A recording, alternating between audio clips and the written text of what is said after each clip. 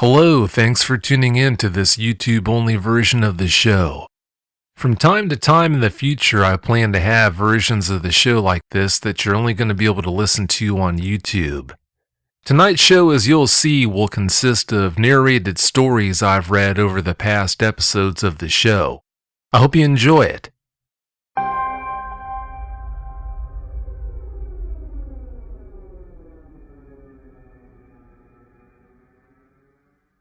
Hi, I wasn't sure whether to report this to you or not as it was so long ago, but I can promise you every word is true. I didn't see a Dogman, but I'm convinced, having read articles from your website, that I definitely heard one. I was about 13 or 14 at the time, so it was back in 1981 or 82. The previous weekend, my friends and I had watched An American Werewolf in London on video for my birthday. Werewolves had always fascinated and frightened me, so I pestered my parents to let me watch that video for my birthday get-together with my friends. I remember it scaring me in parts, but the thing that got to me the most was the howling noise it made when in the underground tunnel just before it attacked the man on the escalator.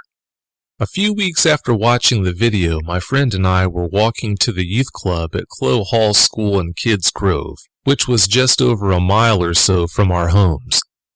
If the weather was okay, we would always walk to the club and then our parents would pick us up. It was a very dry, clear night, very cold but no wind, etc. It would have been sometime around 6:30 p.m. We were busy talking, probably about boys or something, and we had just gotten to the part of the footpath where the houses had ended and the road went over a disused railway line with a tunnel further up the track. The track is down below you at this point, by the way. I then heard a far-off but definite howl. I felt the hair on the back of my neck stand up, and I remember feeling very uncomfortable. I had stopped talking and was just listening for the noise again at this point. My friend was still talking. I asked her if she had heard anything, and she said, "Heard what?" I was convinced it was just my imagination and shrugged it off. We walked further and carried on talking. I heard the same howl again, but this time much closer. I looked at my friend and said, "Tell me you heard that." She had gone quiet. We looked at each other and she said, "Yes." We both stopped talking but carried on walking, albeit slightly quicker. I still remember how it made me feel. My heart was pounding, and I remember looking round but could see nothing. The footpath now had woods either side of it. It didn't sound like any dog I had ever heard, and it certainly wasn't a fox. It sounded exactly the same as the howling noise from the film. My friend said, "I think we should walk a bit faster." I said, "I think we better run," and we did. We ran as fast as we could, all the time hearing the howls, and they were getting closer each time we heard them. We sprinted the whole length of that path, which must have been a quarter of a mile, and I was terrified the whole time. We came to the end of the path, out to where it joined the main road. As we did, whatever it was howled again, and it sounded as though it was right behind us. We didn't stop running until we got to the youth club. Just thinking about it now still gives me the chills, and to this day I hate going out in the dark. I've never heard anything like it since, and to my knowledge, no one else has ever heard anything either. I really have no idea what it was, and I never saw anything. But my gut feeling tells me it could have been a Dogman, even though there are none reported here in the UK. End of quote. I hate to break the bad news to you, but there are.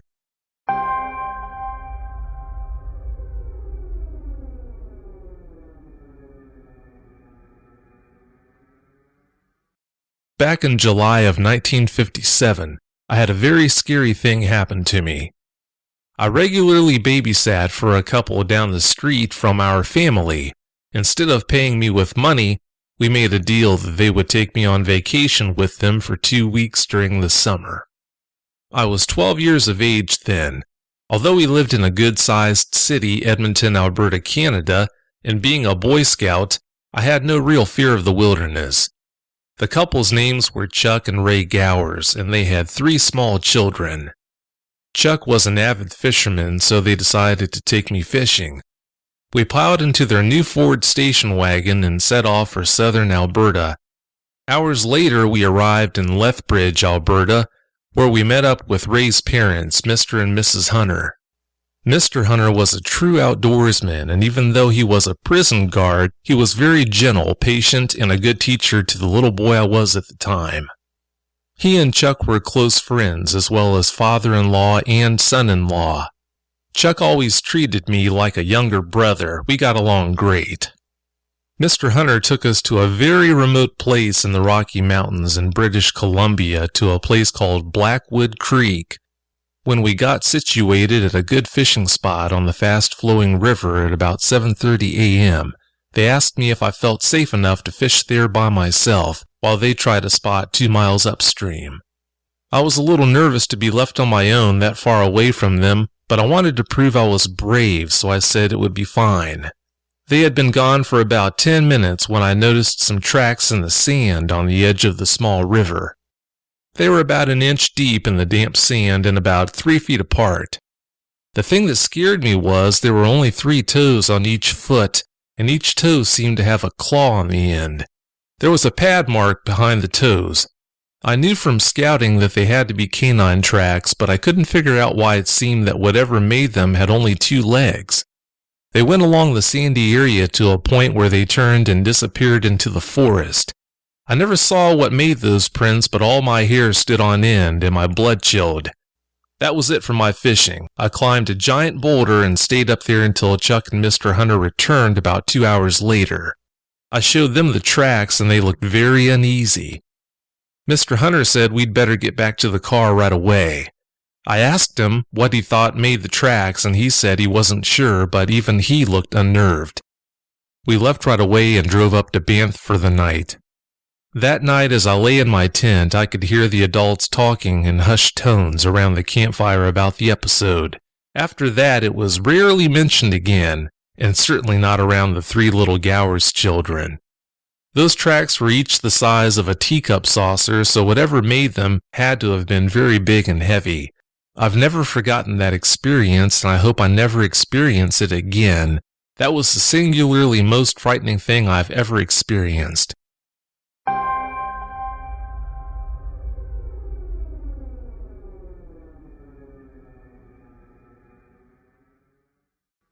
I was 6 years old and staying at my mom's friend's house because she was babysitting me.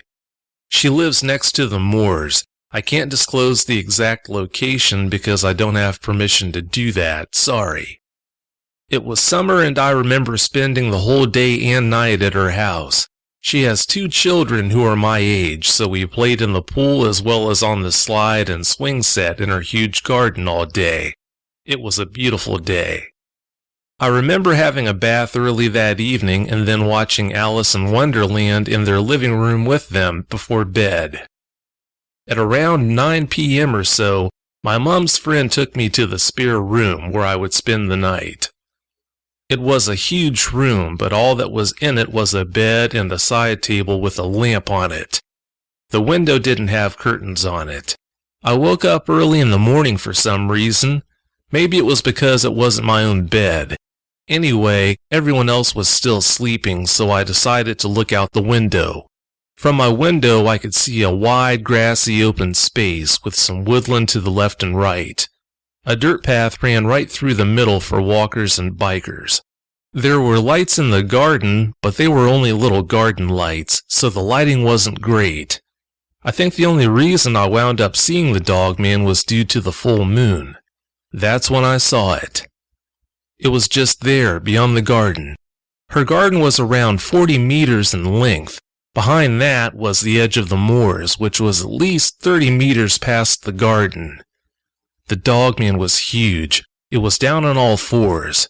Its head was just like what you'd expect to see on a huge wolf. Its fur seemed to be black. I could see it had pointed ears like my American Akita. Its fur looked messy to me. I couldn't see any kind of eye color or what its teeth looked like. It had canine-style back legs, but its arms were more human in appearance. It looked like it had elbows. It kind of looked like a huge wolf, but the sheer size of the head and the fact that its arms looked more human made it look different. At first, it was just sniffing the air as I was watching it. I had a side view of it at the time. It had a snout like that of a wolf, and it was elongated. That's when it stretched like a dog that just woke up from a long nap. After stretching, even though I was indoors about 70 meters away, it looked right at me, like it knew I was at the window. When it looked at me, its eyes looked dark. I didn't see any reflection. That's when it slowly went up onto two legs, looking right at me the whole time. It felt like it was looking right at my soul. That's the only way to describe it. Its ears twitched a little, and then it just casually walked away on two legs into the woodland. I didn't see a tail as it walked away, and it never looked back. It didn't seem to care that I had seen it. As it moved, it walked kind of like a person with an attitude. It might sound crazy, but it kind of moved its arms like a person, but yet had canine legs. Its shoulders were like a well-built person, but with a huge wolf face. It was muscular like someone who works out and has that perfect toned body. When it had gone into the trees, I went straight into my mom's friend's bedroom. I told them I couldn't sleep. A few weeks after I saw that Dogman, my mom's friend's cat went missing. I didn't tell anyone about what I had seen that morning until I was 16. After I met my husband, I eventually told him about it. Because the image of what I saw is still in my head, I won't go out at night. Ever since my encounter, I seem to keep looking for answers for what I saw. That Dogman changed my life without a doubt. It's been hard for me to deal with it. My husband and I live out in the country for his sake. We have 5 huge guard dogs and a 6-foot fence around our property. We also have guns just to make me feel safe. My husband's taught me how to defend myself, and we both practice martial arts together. The idea of ever seeing a Dogman again still terrifies me. Seeing that Dogman really changed how I look at things. Thank you for letting me share this with you. Keep up the good work because your radio station has helped me so much already. It really has.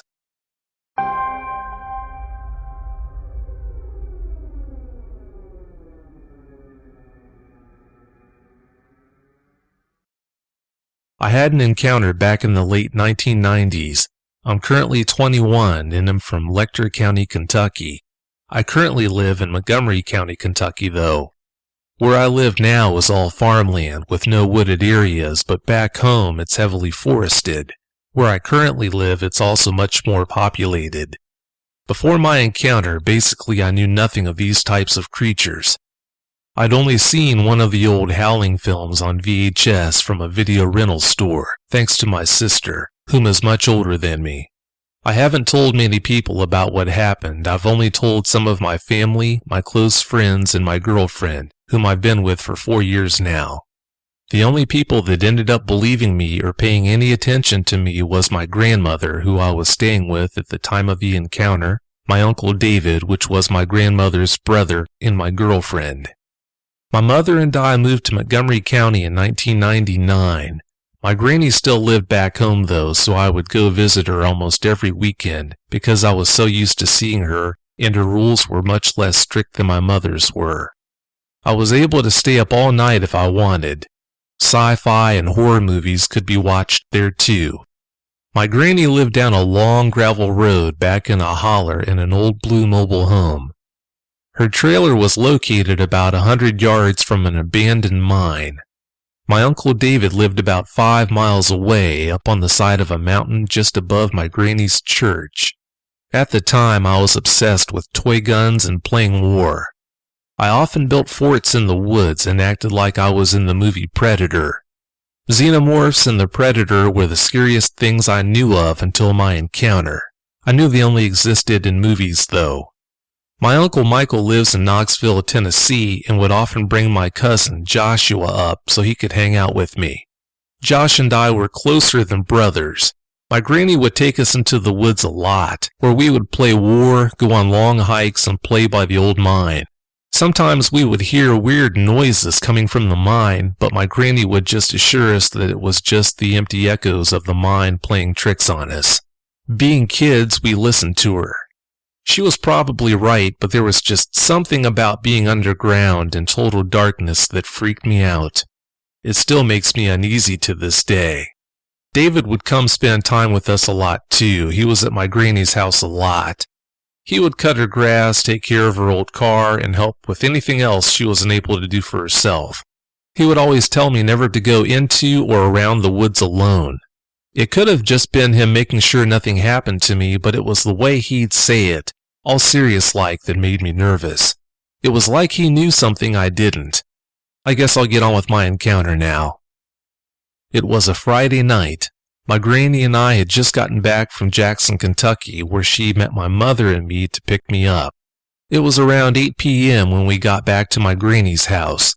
On the way back, we stopped at Magic Mart, where my granny bought me a new toy M16, which I was very excited about. After we got back to her house, I took my bath while she made dinner. After my bath, we both ate and she got ready for bed. She wanted to be well rested because she had something to do with some of her church people the next morning. As usual, David was coming over to watch me while she was gone. So when Granny would go to bed, I would stay up very late into the a.m. watching movies and playing with my toy guns. I remember getting scared of something I had seen on the movie I was watching. Because of that, I went to make sure the doors were locked. The front one was locked as usual since it was never used. The back door was unlocked though, so I deadbolted it and turned the knob lock. The living room was located on the opposite side of the trailer from my granny's bedroom, and there was a big window in her hallway just before the back door, which was just out and to the left of Granny's bedroom. After staying up so late, I was starting to get tired. I think it was around 3 a.m. when I decided to turn in. It was my least favorite time of the night because I would have to turn the TV and all the lights off. Then I'd have to walk down the hallway by that window to go to bed. As I was walking down the hallway, I was almost to the back door when I heard a loud thump near or on the door. The door had a spring hinge on it that would pull it closed when it was opened. That spring on the door was swinging back and forth from the thump. I stopped dead in my tracks and got down on the floor. I could hear something breathing very heavily. Whatever it was sounded out of breath, like it had been running a long distance. I stayed on the floor for what felt like forever. What happened next still gives me chill bumps to this day.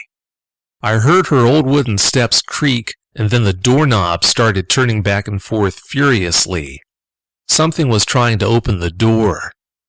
I didn't waste any time getting up. I ran to my granny's room, slung the door open, and started yelling, screaming, and crying. She rose up fast and took me into her arms. I told her what had happened, and she called David right away. He said he would be there in a few minutes. My granny asked me to walk into the hallway with her to look out the window to see if there was a car out there or see who it was. My granny's trailer had a light mounted on the side of it since there were no street lights. It would only light up the area very dimly. We walked to the back door and the knob was no longer being turned. Then we walked over to the window, and that's when I saw it. It was at the end of the driveway with its back to us. It was about 7 feet tall, covered in pitch black hair and walking slowly away. I screamed in fear, and right then it turned its head, halfway around. I couldn't see facial features, but I could tell by its outline that it had a snout.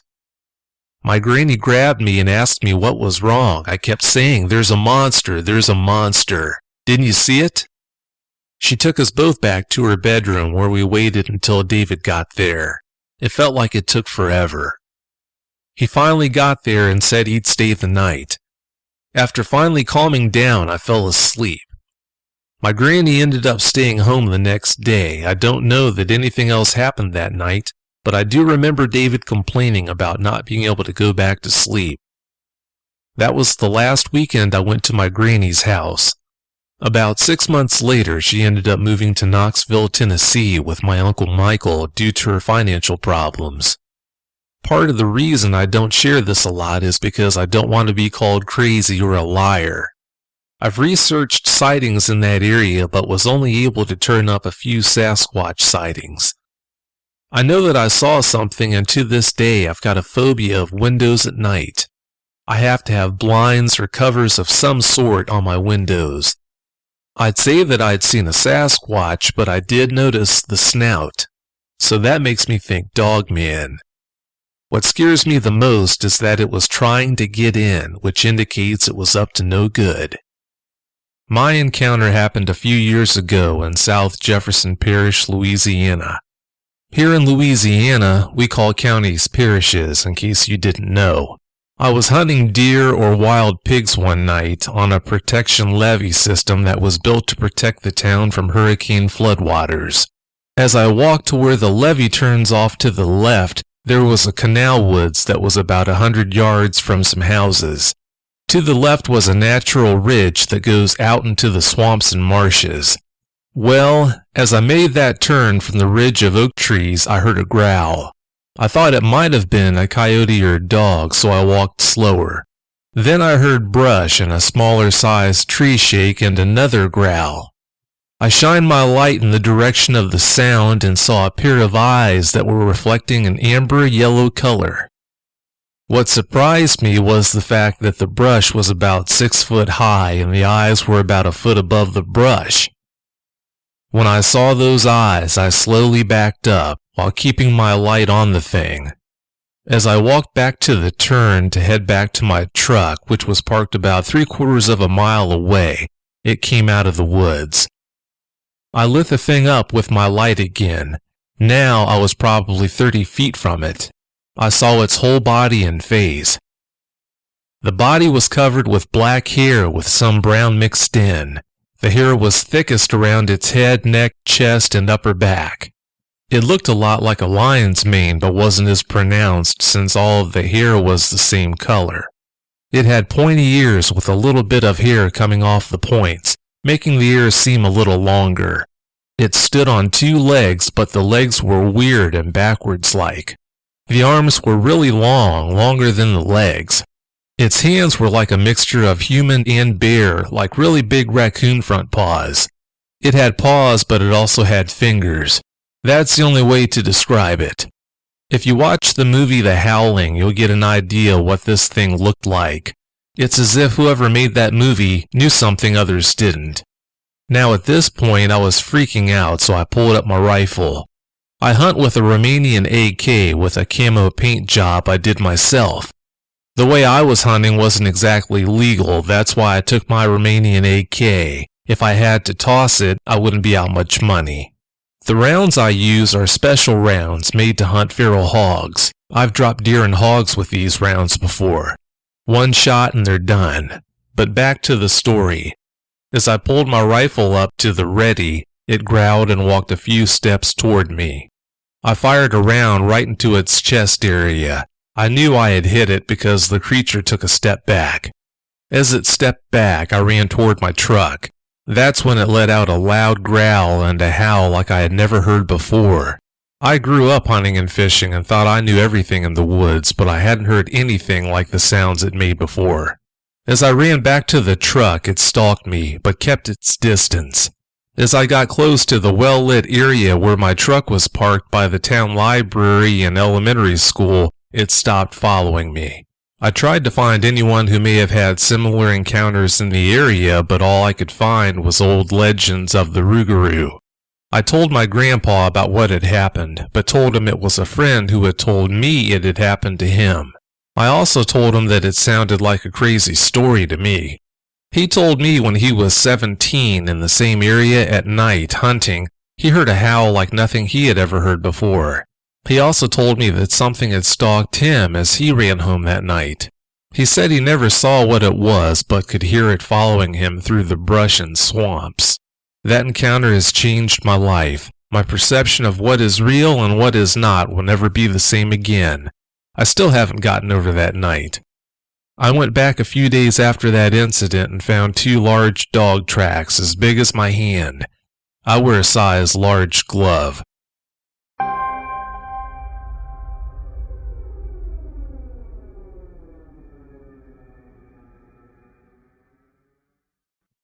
My encounter took place many years ago. I never had the faintest explanation for it until a couple of months ago when I randomly stumbled across Dogman on the internet.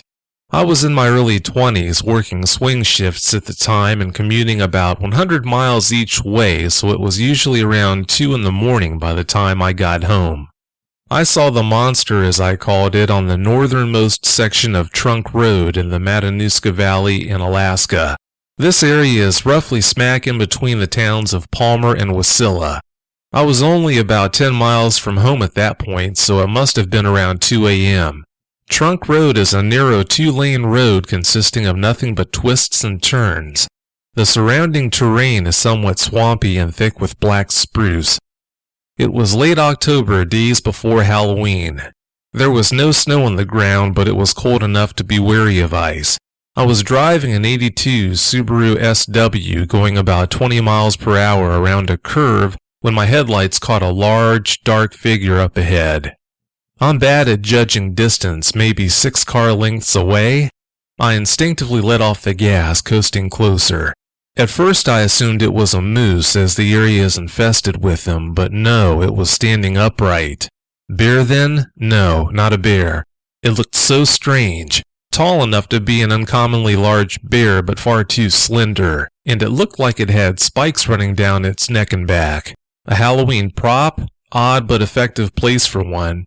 All those thoughts ran through my head in a fraction of a second.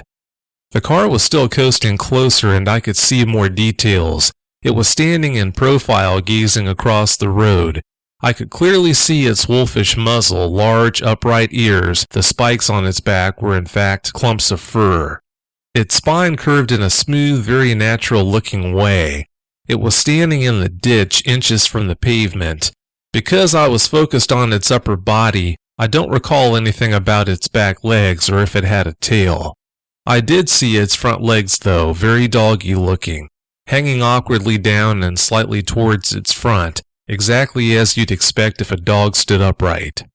It was perfectly still, and at this point, given the proximity to Halloween, I was quite convinced it was some sort of a Halloween prop because it was clearly not any kind of existing animal.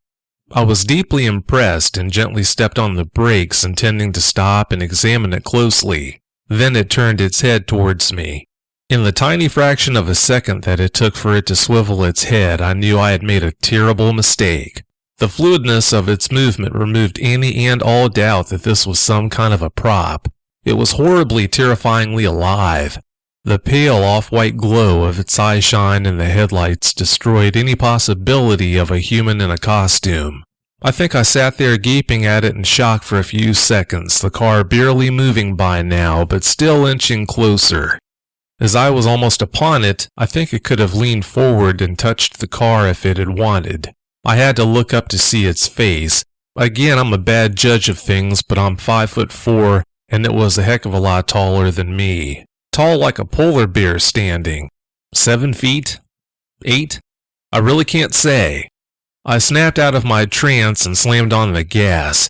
The car fishtailed and I prepared myself for death by monster, as I was certain I'd end up in the ditch, but the tires caught the pavement and I drove like a complete maniac all the way home. I did not look back. I have only been on that section of road a few times since, never alone and never in the dark. For the next several years of driving that commute, I went 20+ miles out of the way to avoid Trunk Road. The thing never made any aggressive moves, but there was something about it that felt very, predatory. I never saw anything remotely like it again and never heard any stories about it in the area. This happened sometime in September of '99. I forget the exact date. It was early in the month, though. It was between 2 and 3 a.m. I was a security forces airman working third shift on base patrol. Now, mind you, this is an Air National Guard base that I worked at full-time. It's on the north side of Duluth, Minnesota, next to the International Airport. North to northeast is nothing but large wooded areas, forested areas.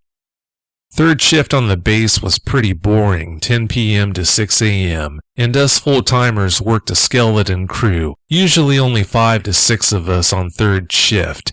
I was in the patrol truck doing my usual rounds, checking doors and fence lines. Late at night on the north side of the base was usually creepy enough when patrolling by yourself. Anyways, I was on this road driving towards our baseball field when my headlights caught a pair of eyes reflecting back at me. They were almost eye level with me, and I was sitting in an F-150. Around this time, a few of the guys had been seeing this huge buck around the property, like a 16-pointer or something around that size. I was about 80 yards or so when I saw the eyes reflecting back at me, so I'm thinking it was a big deer. I gotta see this thing, so I hit the gas and started speeding towards the field. This is where it all happened so fast. It's almost hard to explain. There was a little slope behind the baseball field. It sloped down probably about 12 to 15 feet into a brush line. The brush went about 30 feet, then turned into a thick tree line. The brush was probably armpit high to me and pretty tough to traverse through, being so thick. As I turned into the baseball field and turned the truck towards the thing, I just caught the rear end of the thing leaping down the slope below the line of sight of my headlights. The thing was no more than about 20 feet ahead of me when it leaped. All I got to look at was the back end of the thing, and it was big. The best I can do to describe it is to say that it was wolf-dog-like in nature. It had a long tail, longer than 2 feet. The hind legs looked exactly like that of a dog's. Same with the back paws, but the paws were huge. They were bigger than my hands for sure. The hair fur was wavy yet matted and thick. The color was blondish or very light brown. I didn't notice any gray in it, but this all happened within 2 to 3 seconds. I sat in my patrol truck for a couple of seconds, confused and thinking I know what I saw, but it couldn't have been what I saw. So I hopped out with my flashlight and M16 rifle and walked to the edge of the slope. All I heard was the thing running through the woods in front of me, heading in a northwest direction, and this thing sounded like a moose charging through the trees. It made a lot of noise. That's when I started to get really scared, thinking, if this is some sort of wolf or whatever it could be, my M16 isn't going to do a thing to this animal. So I jumped back into my patrol truck as fast as I could and headed back to the SF headquarters. I never told any of the other members about this for fear of ridicule or being called crazy. There's no way I misidentified this thing. I'm a trained observer, an avid hunter, and have worked with animal rehabilitation with the Minnesota DNR in the past. I know my animals in the North Woods extremely well. I saw exactly what I saw, and that was the back end of a large wolf-dog thing that basically had its eyes level with mine while I was in a patrol truck. The back end was definitely much larger than any of the largest deer or black bears I've seen. The points I remember the clearest were the tail and back paws, as well as the texture and color of the hair fur. This is my story. I've never told it to anyone in fear of ridicule. I swear it to be the truth.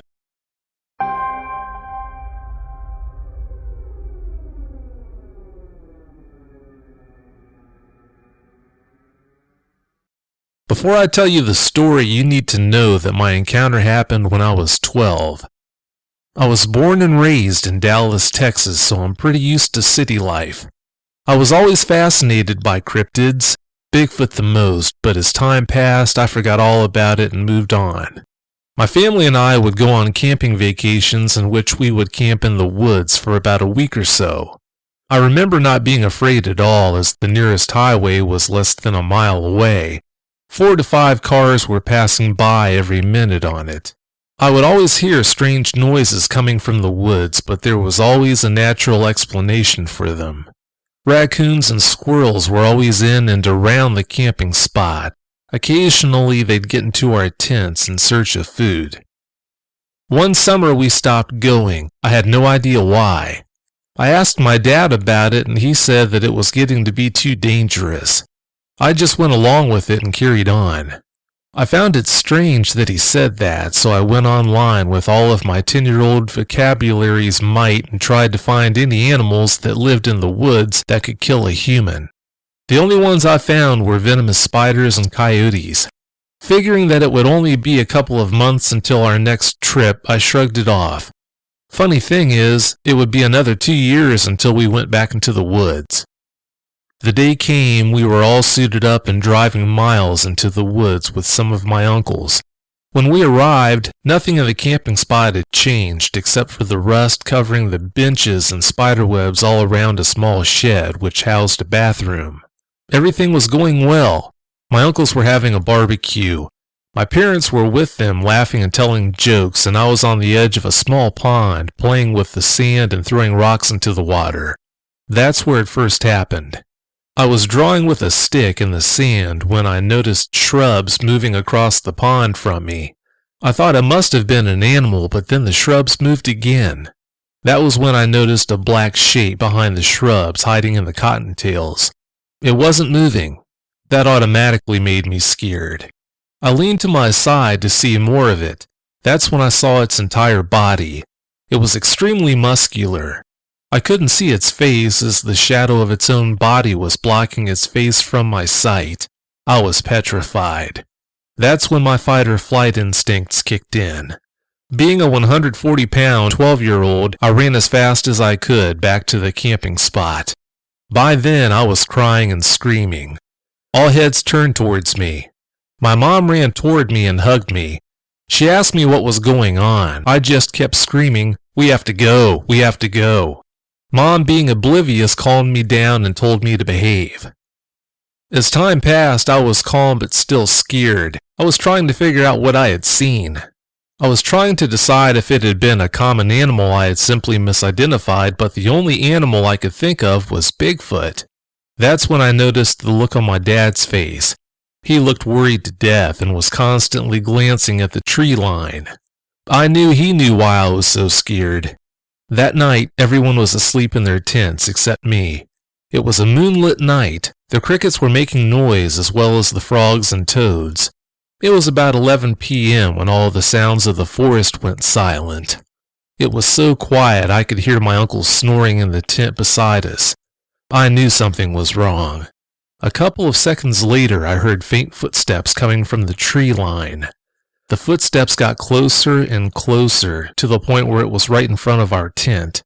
It was casting a shadow over the tent. That's how I was able to see the entire silhouette of it. One thing that awed me was how tall it was. It was at least 6 or 7 feet tall. That's when I saw something twitch on the top of its head. It had canine ears. I instantly knew it wasn't a Bigfoot. I was petrified again. I didn't want to make a sound, so I closed my eyes and tried to sleep. The next morning, oddly enough, I woke up in the car. We were going home. We had all heard and seen it. My parents never spoke of it again. I'm an Aboriginal person from the Cree tribe up in Canada's Northwest Territories.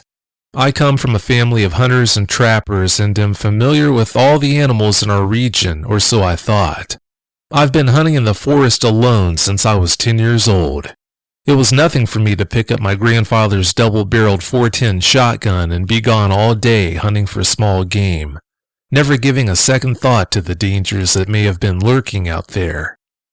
It was in the spring of 2002 when my second oldest son and I went hunting ducks at a location approximately 25 miles northeast of our community, at a place known to us as the Foxholes. It's a very large swampy prairie area that goes on for miles and miles. It's an excellent habitat for waterfowl, and they usually congregate there in great numbers during the spring migration. The day we went hunting, my son and I were the only 2 hunters in the area. That was probably because it was a weekday and most people were working. I pulled my son out of school for the day so that he could come with me. It was about 11 a.m. when we arrived on site. It was clear and sunny with a mild breeze blowing from the north. We each proceeded to build a duck blind.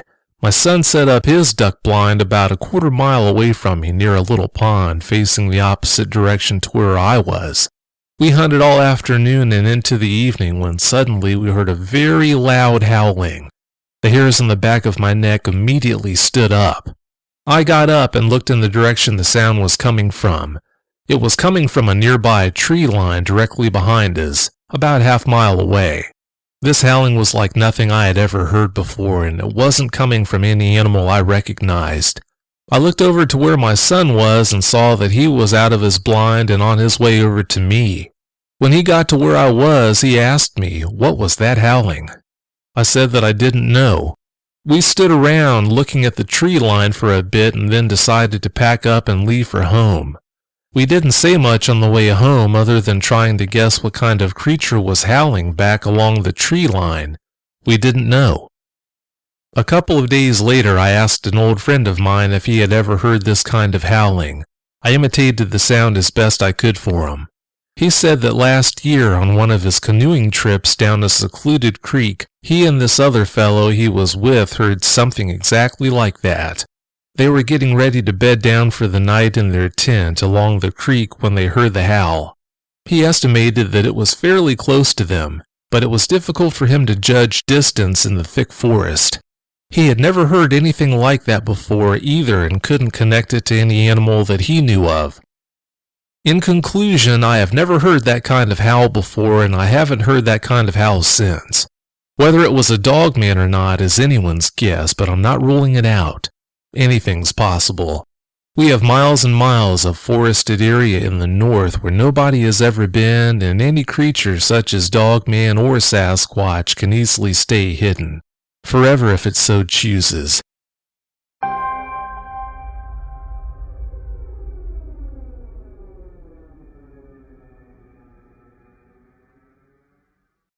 I was 14 years old and lived in central Louisiana at the time. My mother had always been interested in the paranormal. She would buy copies of UFO magazine as well as watch documentaries on Bigfoot and the Loch Ness Monster, etc. So I grew up being interested in things like that. I always believed in them. I never had any inkling, though, that werewolves, dogmen, or whatever could possibly exist. I lived in a mobile home park that was on a 2-lane highway. It was Highway 28 East to be exact. It was a long street with a cul-de-sac type of dead end. At the dead end to the left was the only brick home in the park. Straight ahead was a thin woods with several trails going off in every direction. To the right slightly was a deep ditch that people had dumped old washing machines, broken laundry baskets, and other trash in. A thin metal wire fence ran from the ditch across into the woods and out of sight. We, the kids in the neighborhood, had what we called a club where we would all gather to hang out. Some of us had gathered busted or discarded dining room chairs and placed them in the center of what was the thinnest area of trees. I had come there to figure out where to put everything. Beyond the deep ditch further into the woods was a small stream with hills on each side. An enormous old oak tree had fallen beside the stream on the side I was on. I spotted an old metal folding table near the stream and went down to inspect it. I thought it would be a good item to put in the center of the chairs. It seemed in good condition, so I decided to head home. I planned on getting it the next morning. The next morning I made my way toward the metal wire fence, which somehow, I don't know why, had been bent on both the top and bottom inwards, toward the center of the fence. I was about to duck under it when I heard the distinct sound of sniffing, so I turned to see what it was. Standing on the other side of the stream was a 7 to 8 foot tall creature sniffing the air. Its head was turned slightly. The first thought that entered my mind was, oh my God, werewolves are real. It stood on 2 powerfully built muscular legs that ended in enormous paws. It had no tail. It had a massive chest, extremely muscular arms and hands. The hands seemed to have the same kind of pads that a paw has, but they were arranged differently. It had a wolf-like head and tall, pointed ears. The eyes glowed red. The ears were in proportion to the head. It had a snout or muzzle. It kept sniffing the air. Then it stepped over the tree trunk like it was nothing. I would have had to physically climb it to get over it. I thought it was coming after me. It stopped and seemed to be breathing or panting, but there was this deep rumble that accompanied it. I decided to get out of there before it did see me. I ducked up under the fence, ran to my bike that was parked off the road, and pedaled my butt home. I never went into those woods after that. About a month and a half to 2 months later, we moved to Mississippi. Only many years later did I discover the term Dogman. It scared me, but also started me on my fascination with ancient myths, legends, werewolves, and many other non-Bigfoot cryptids.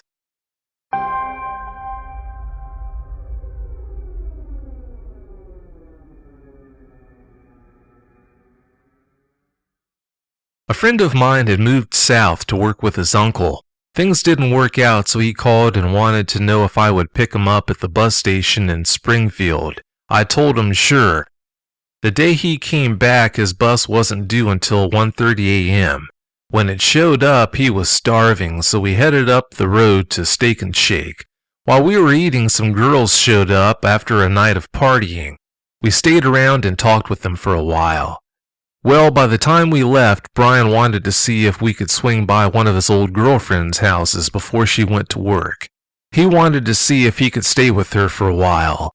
I didn't have anything to do the next day, so I told him that would be fine. She lived in Assumption. To get there, we headed back to Taylorville. Then, instead of heading out to Pana, where I lived, we would cut across through the country to get to Assumption. To do this, you have to go out by Bertinetti Lake.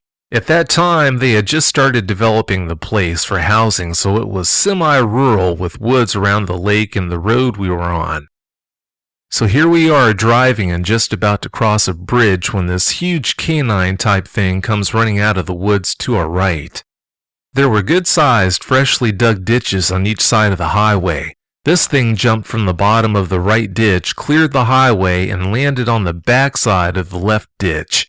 Then it ran into the woods. It happened so fast I didn't even have time to hit the brakes before it was already gone. I know some would say it was just a dog that surprised us, but we both agreed it was too big.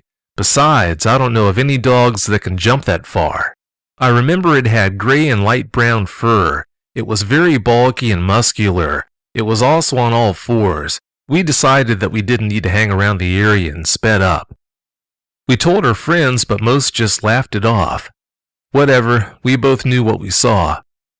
Years later, I was looking on the BFRO website. I saw there were 2 sightings reported that took place about a mile to the east from where our encounter happened. When I first read the woman's report years ago, she said it took off running on all fours and was wolf-like. I see now someone has changed her story to sound more like a Bigfoot. However, her sighting and another reported after her say that this was where Highway 48 crosses the South Fork of the Sangamon River. Follow the river back east until you see Lincoln Trail Road. That's the bridge where we were at. It seems like it uses the river bottom to stay hidden. Also, there are all kinds of housing additions there now. I went to their community-wide garage sales there a few times. It seems as though a lot of cats and dogs go missing in that area. Posters were up everywhere. Well, I know that was a little long-winded, but that was my encounter. The encounter I'd like to share is not my own, but one my mother had. I remembered this Dogman type of encounter while listening to your show on YouTube. There's not particularly a lot of detail to this encounter, but what you may find interesting is the location. The sighting took place in Sacramento, California, around 1953, not too far from our state's capital. Using Google Maps to get an approximate location and lay of the land, I can see the sighting area was about 1,000 feet to the west of and perpendicular to the American River. Across the river from the east bank, it's only about another 2,000 feet east to the state capital. So this took place fairly close to a heavily populated area. My mother said when she was about 12 years old, she was lying on the couch watching television. Suddenly she noticed a scary dog face looking at her through a low-pane window. The window was either on or by the door. I'm unclear on this fact. In any event, she said the head must have been about 2 to 2.5 feet above the ground. She covered her face in fright with her pillow. After a minute or so, she snuck a peek, figuring she must have been imagining things. She saw it was gone and felt a little better. Then she noticed it was now looking through another higher window. The head was now about 4 to 4.5 feet above the ground. According to her recollection, there was nothing outside that window for a dog to stand on. At that point, she just ran to another room in terror. She doesn't really recall what happened after that. She describes the animal as being dark gray with glowing red eyes. Seemingly panting or baring its teeth, she didn't see the body but had the impression it was thin. Unfortunately, she doesn't recall the time of day, month, or season. My parents tell me there is likely some American Indian burial grounds in the area, as there had been excavations near the river which yielded Native American arrowheads and other artifacts. I know it's been mentioned in some of the encounters you've presented that a proximity to rivers and Native American burial grounds increases the chance of a sighting. I even asked my mother if there were cornfields around the area, since that too has been mentioned in the encounters. She said only the small patch of corn stalks in their own backyard. I don't think that qualifies. The area around my grandparents' house was not really wooded. The neighborhood was mostly large fields with a few horses and some cattle. The area around the river is wooded though, and was probably a lot more so in 1953 than it is today.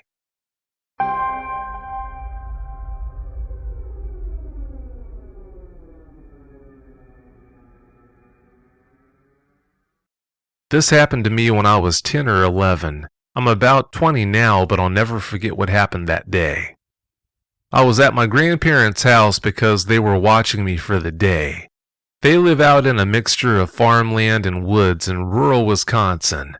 Their yard is mostly surrounded by farmland, but to the right side of the yard there's a couple acres of woods and a swamp. It was a really hot, muggy morning in July. I was standing on the deck shooting at some cans with my BB gun. All of a sudden, I got the sense something was wrong. It felt like I was being watched, so I started scanning the tree line. Down at the edge of the trees, about 60 yards away by the swamp/woods, was a thing standing that I can only describe as a dogman. It was about 7 feet tall and was covered in shaggy gray hair. It had a classic dogman face with a long snout, pointed ears on top of its head, and yellow eyes. It was very muscular and was standing on 2 legs, but it appeared to be sort of leaning up against a tree. We locked eyes, and while it was probably only 10 seconds, it felt like hours. It sounds silly, but it looked like the thing had a sinister grin on its face. It was extremely intimidating. I know if that thing wanted to kill me, it easily could have. I could relive this encounter at my age now with a shotgun instead of a BB gun, and I'd still be just as terrified as I was then. It definitely had a very negative and sinister vibe to it. After locking eyes with the thing, it just bolted off on 2 legs through some of the swamp. It emerged further down the tree line and then headed off into the forest. At first, I thought it might have been one of my older cousins who lived nearby playing a joke on me. Then I realized that there was no way they could be wearing a suit, be 7 feet tall, and clear the swamp as fast as that thing did. I wasn't going to tell Grandma and Grandpa I saw a werewolf down by the swamp. They'd never believe me. So I just kept my mouth shut and tried to carry on with my day there. Well, later that afternoon I was talking to my aunt, and she brought up the fact she heard strange noises the night before. When I asked what they sounded like, she said it was a lot of snarling and growling, and that it sounded like an animal being attacked.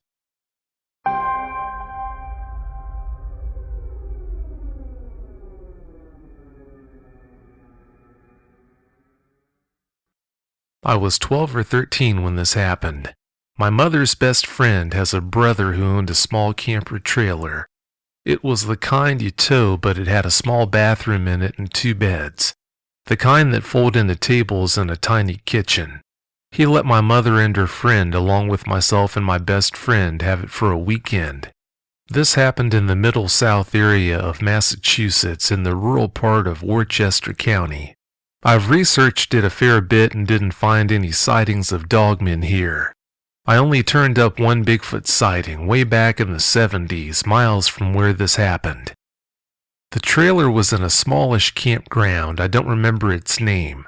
It was summer after school got out, but I don't remember which month. Where the trailer was parked, we had a clear view of the check-in, small convenience store, building, and the pool, but the rest of the campsites were pretty far. Most were out of sight, and the ones that weren't were empty. The trailer itself was close to the tree line. Some of the longer tree limbs actually touched it. The land in that part of the state is somewhat forested, but I'd say there's more farmland and fields there than forest, especially near this campground. There were woods, but they weren't terribly thick or continuous. Standing facing the trailer, the admin buildings were off to the left. To the right, much closer, probably 2 car lengths, were a couple picnic tables. Other than the trees ringing the campground, it was fairly open and very slightly hilly. The whole campground had a really creepy feel to it. It honestly looked like something out of a Southern Gothic story. It was a bit run down. The roads in were lined with cornfields. The people that ran it were, not to be mean, but sort of redneck types, right down to faded denim overalls and faint accents. They were pleasant enough, but sort of distant and reserved, especially the guy. He hardly ever looked up when he spoke and didn't deal much with guests. One night my friend and I, who I'm still close friends with to this day, were either getting ready to or had just watched a movie on the tiny television we had. My mother and her friend were out on the picnic table smoking. I want to stop and say I've always been a pretty level-headed person, and I was often told as a kid that I was very mature for my age. The movie we were watching was Aladdin, so it's not like I had horror movies on the brain. Actually, I had never seen a horror movie at that point in my life. If you were standing in the front door, we were in bed on the right. The light switch was on the opposite side of the trailer. My friend said we should turn off the main light and just leave the bathroom light on so we could see the screen better. Now, the bed on the other side of the trailer was the kitchen table, and it was halfway set into a little alcove. There was a window at the back of the trailer over the foot of the bed. To turn off the light, I had to take one step into the alcove. The switch was a few feet, 2 at most, from the window. It was dark out, so I couldn't actually see out the screen into the trees. As I reached for the light switch, something growled. It was the deepest, most resonant growl I've ever heard. I'm 23 now and work at a dog daycare grooming facility, so I've heard a lot of big dogs make a variety of vocalizations. My co-worker owns a 100-pound lab, and her growl doesn't compare to this. I was and still am a huge nature nerd, and I've heard various animal noises in zoos and on television/YouTube. I haven't heard that sound again. The quality of it was canine, or at least reminiscent of one, but it was so deep. I could feel it in my sternum. There weren't many dogs around at all, and we never heard any barking during our stay. I'm positive this was not a dog. We don't have wolves, and it was just too deep anyway, both from the sound and what happened next. I froze when I heard it for a good 5 to 8 seconds. I looked right at my friend, and she was reading the movie case, totally oblivious. I asked if she made a noise, and she said no. What kind of noise? She's not at all the type to play pranks or mess with me. My eyes were watering, and I must have looked scared because she got white and I knew it wasn't her. That's when I moved. It took me maybe 5 bounding steps to hit the bed, but in the split second before I hit the bed, as I was jumping, something hit the trailer. This trailer was at least 7 feet tall. It was up off the ground enough that you had to use the 2 fold-down steps to get in the door. The hit came right above our bed, near the roof. It was such a strong impact it shook the whole trailer. It's hard to describe, but it was like a small area of impact, like a fist or rock would have made. I don't think it was a rock, though, because it was too forceful and there were no large rocks on the ground in the morning. We, of course, started screaming and hid under our blankets. I don't know how long we hid, but I think it was probably 15 minutes max. My mother and her friend had been outside the whole time. When I got the guts to peek out the door, they were out there smoking and laughing as usual. They hadn't heard a thing, even us screaming. I've heard black bears growl on television and in person many times. This wasn't the same, tone or quality-wise. Plus, we don't often get bears in this area of Massachusetts. When we got older, we wondered if it was a Bigfoot, but the alleged recordings and eyewitness descriptions don't really match. That growl was so deep and menacing that to this day I won't go near an open window at night. If I have to, I literally get shaky, and I'm not a weak person. My friend doesn't remember as much as I do, as she wasn't paying attention. My mother and her friend believe me, but never heard a thing. The back of the camper was close enough to the trees that they very well may not have been able to see what growled at me, even if it was huge. I still absolutely love the woods. I go hiking whenever possible. I'm currently working on climbing as many of the White Mountains in New Hampshire as I can. I'm definitely always hyper alert though whenever I'm in the woods since this incident. I've only had 2 other experiences that could maybe be called strong. A very odd smell/feeling on Mount Acela in New Hampshire and a strange 4-legged canine in the city I live in. I've always wondered what growled in that window and why. Hello, I want to share my encounter with what I believe to be a dogman. Now before I continue, I want to say that during my encounter I never saw a dogman. I only heard strange noises that I can't seem to explain. My encounter happened when I was between the ages of 9 and 11.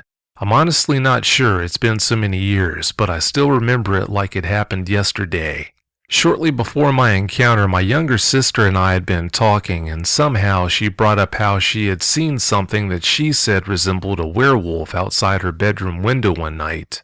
She described the creature as being roughly 5 to 6 feet in height, covered in hair and walking on 2 legs like a person. At first, I thought she might have possibly seen a Sasquatch until she told me it had a snout and pointed ears like a wolf or dog. In all honesty, I thought she had dreamt the whole thing up until she told me that she had seen it several more times before that. Still, I thought that she had just imagined it and quickly brushed it aside. That was until a month or so later when I had my own encounter. I awoke one fall night, I believe it was sometime in early October around 3 a.m. For some reason I couldn't sleep, so I decided to turn on my TV to pass the time and hopefully fall back asleep. After probably 15 to 20 minutes, I heard something outside my bedroom window. At first it sounded like scurrying, and then it turned into a scratching sound, like something was dragging its fingernails across my window screen. At first I thought it might have been an insect, only to realize that it was too cold for insects to be out.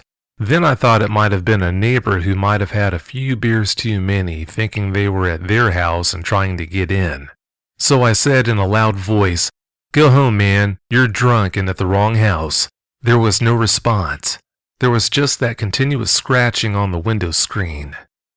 At that point, I was a little worried and noticed that my drapes were slightly open in the center towards the bottom. I also noticed that my legs could be clearly seen from the outside, so I quickly moved them. Whatever was outside immediately stopped when I moved, paused, and then began scratching faster. This continued on until the sun came up, just a continuous pawing/scratching at my window from 3:30 a.m. until 7. I was absolutely terrified the entire time. In all honesty, I felt like whatever was outside was playing with me in a malicious way and that it viewed me as food. Now I can't say with 100% certainty that what was outside was a dogman, but I do have several good reasons to think it could have been one. Number 1, my father and I are both hunters, and everyone in our neighborhood knows we own guns. Almost everyone in our neighborhood owns one also. It would be foolish to scratch on someone's window at 3:30 a.m. and not expect a 12-gauge deer slug to come ripping through your head or chest if you did that here. Reason number 2 is, people that I have told my story to have asked me, "How do you know it wasn't a Bigfoot?" I have heard of Sasquatch peeking in people's windows and being generally very curious. However, why would one sit outside my window for almost 4 hours pawing at it? It might do that for 5 to 10 minutes maybe. After that, it runs the risk of being seen and or shot. I just don't see it being a Bigfoot. Thanks for letting me share my story.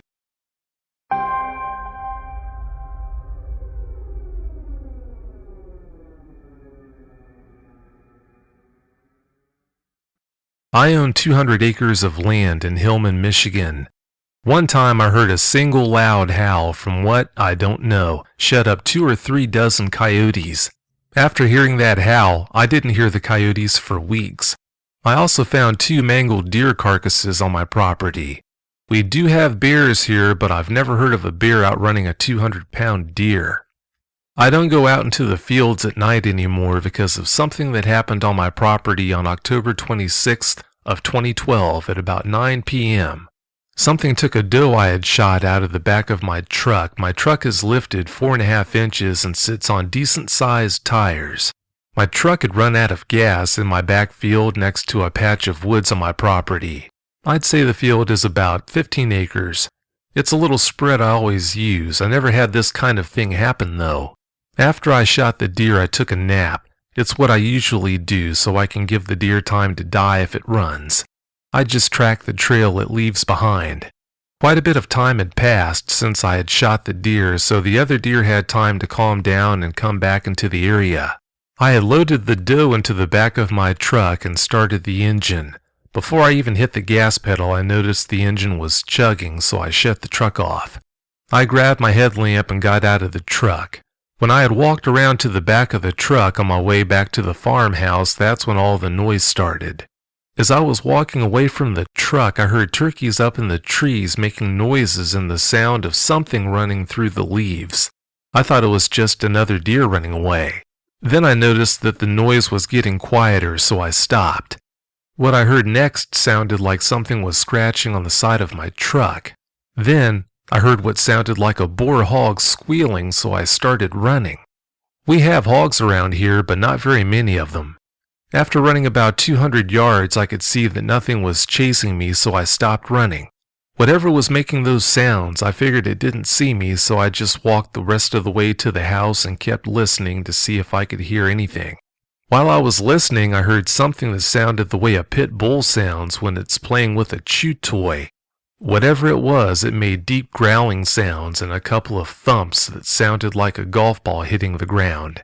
It wasn't very loud, though. I stayed up for maybe an hour listening, and then it just went quiet outside. It was completely quiet. There wasn't a single noise.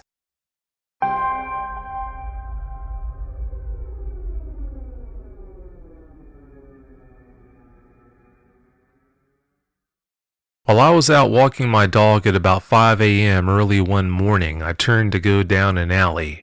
There was a very fresh dusting of snow on the ground. One side of the alley had a big space like there should have been a house there, but there wasn't. Looking at the ground right in front of me, I saw a very large set of dog tracks. They appeared to be coming through the vacant lot area on the one side of the alley and continued through the alley where I had just come. The thing that really captured my attention was the fact that the tracks were so far apart and definitely bipedal. I measured them by walking step by step from one track to the next, toe to heel, and estimated the tracks to be at least 8 feet apart. I care for wolf dogs and have spent many hours in the woods with them and have become very familiar with their tracks in the snow and how they appear when they're running. This animal had to have been quite large and moving very fast from the appearance of the tracks. My wolf dogs step in their own tracks, something I've noticed dogs don't do. And it's always obvious they're quadrupeds. I had never heard of the Dogman before, but the minute I saw those tracks, I knew I was looking at something very unusual and began to research the possibilities of what could have left those tracks.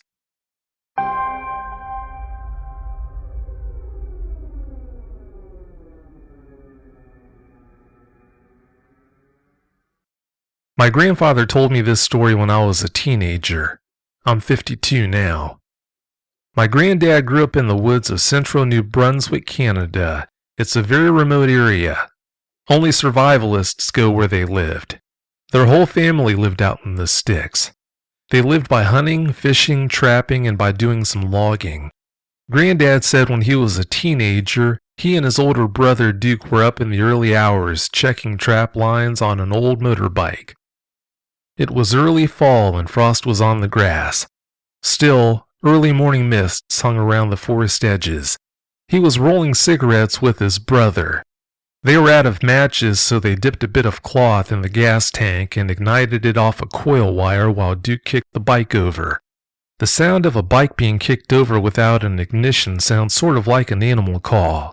That's how my granddad described it. Anyways, just as they started smoking their cigarettes, my grandfather noticed something bounding through the tree line toward them. Granddad said it ran the same way a bear does, but it stopped after several yards and stood up on its hind legs. It was still too far away for them to tell what it was, but they assumed it was a black bear because they're very common in New Brunswick. That's when it began walking upright toward them. As it got nearer, Granddad said it looked like a huge werewolf. His family origin was German, so this was not unknown. It got as close as 20 feet away before stopping to eye them closely. It sniffed their smokes and then turned and hopped/ran back to the trees. Granddad said they weren't scared, only shocked that such a creature was living in the woods. Granddad said it was taller than any man. He also said it was huge and had hair all over its body. It had a large head, evil eyes, and long upright ears. It had hands with long claws on its fingertips. I can't remember what color he said its fur was, but he said it had wolf-like legs.